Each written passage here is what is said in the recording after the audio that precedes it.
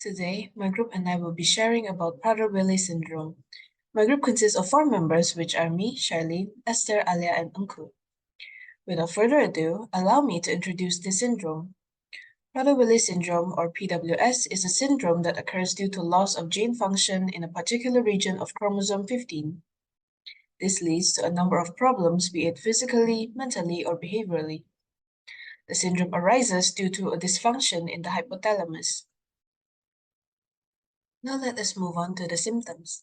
An individual who has Prader-Willi syndrome will have distinctive features, a few of them being almond-shaped eyes, narrow forehead at the temples, narrow nose bridge, thin upper lip, downturned mouth, unusually fair skin, hair, and eyes, and also small hands and feet.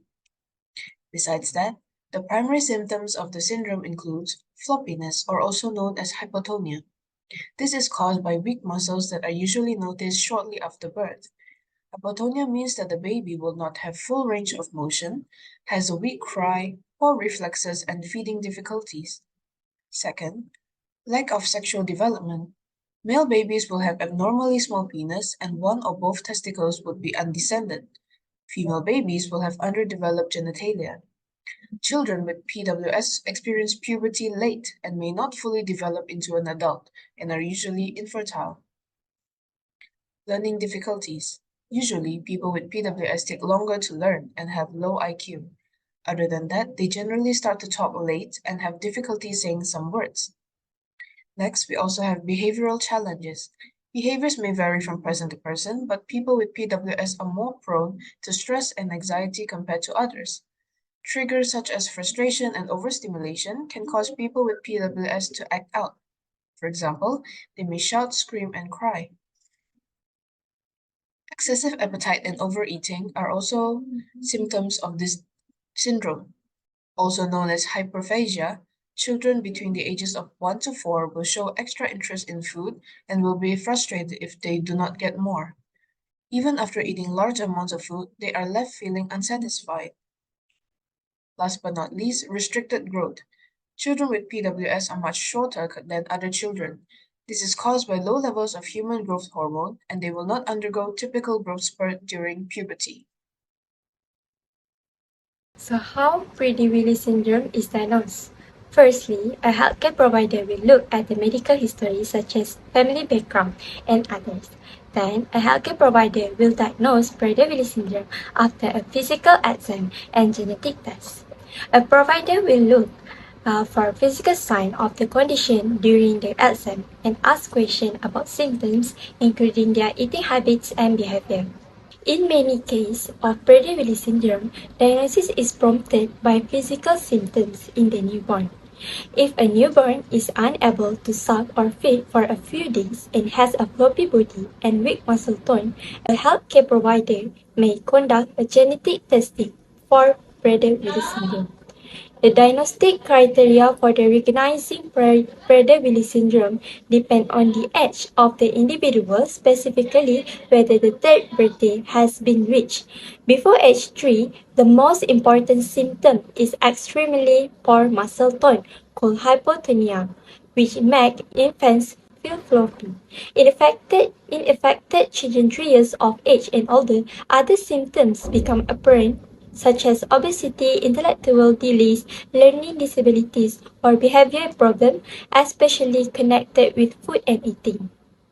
If suspects Prader-Willi syndrome, they will run a genetic test, which is blood test or DNA methylation analysis that can detect the abnormalities due to changes in DNA.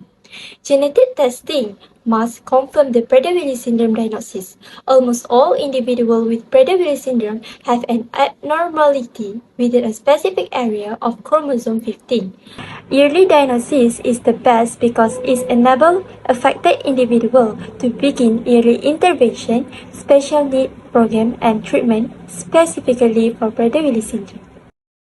Prader-Willi syndrome, or PWS, is a complex genetic disorder caused by the absence or lack of expression on certain genes on the paternal chromosome 15. The genetic causes of Prader-Willi syndrome are associated with a phenomenon called genomic imprinting. As you can see, this is the normal chromosome.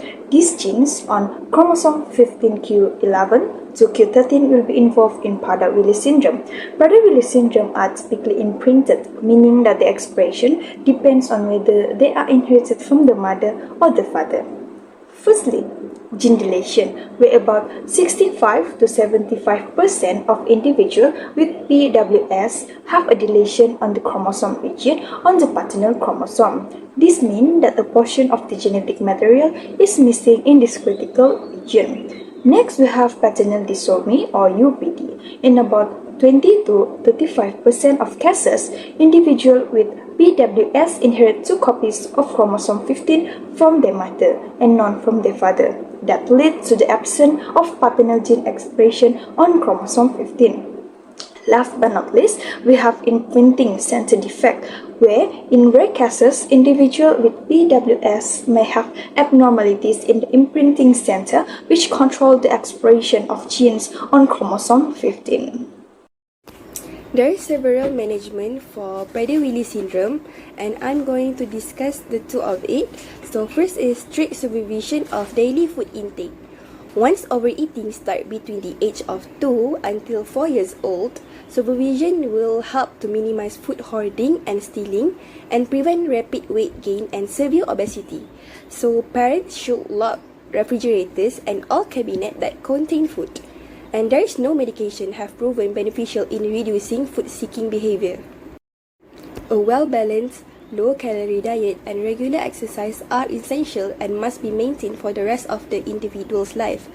People with Prader-Willi syndrome rarely need more than 1,000 to 1,200 calories per day. Height, weight, and BMI should be monitored every 6 months during the first 10 years of life after infancy and once a year after the age of 10 for the rest of the person's life to make sure he or she is maintaining a healthy weight. Ongoing consultation with a dietitian to guarantee adequate vitamin and mineral intake, including calcium and vitamin D, might be needed. Next is growth hormone therapy. Growth hormone therapy has been demonstrated to increase height, decrease fat mass, improve movement and flexibility in individuals with Prader-Willi syndrome from infancy through adulthood. So when given early in life, it also may prevent or reduce behavioral difficulties. Additionally, growth hormone therapy can help improve speech, improve abstract reasoning, and often allow information to be processed more quickly.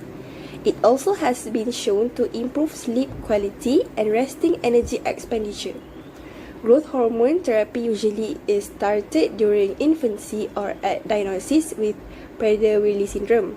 And this therapy often continues during adulthood at 20% to 25% of the recommended dose for children.